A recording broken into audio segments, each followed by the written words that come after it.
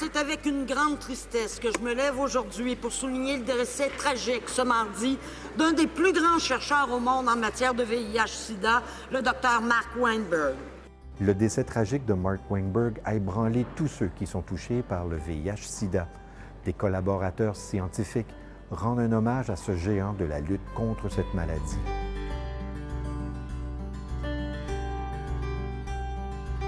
Sa mort a été un tremblement de terre, hein, de New York à Paris, en Afrique du Sud. Il était connu partout, le Dr Weinberg.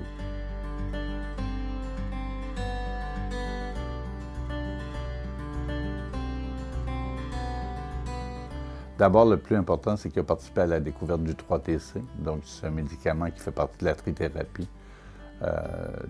utilisé partout dans le monde là, depuis des années.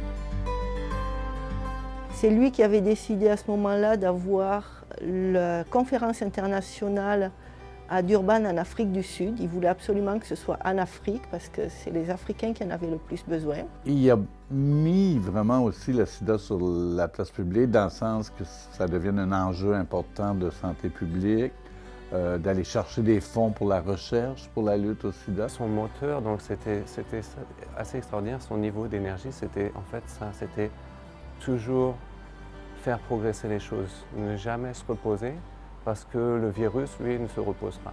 Il s'en allait plus loin que j'ai jamais vu dans ma vie pour avoir l'impact maximal aux humains. Ce qui nous manque, c'est sa vision, sa capacité de voir le futur.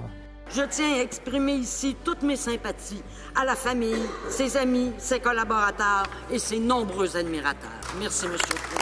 Le décès de Mark Weinberg laisse un immense vide dans le monde du VIH-Sida, mais ses collaborateurs continueront son œuvre afin de trouver une guérison. Pour les actualités Centre-Ouest, ici Carl Thériault.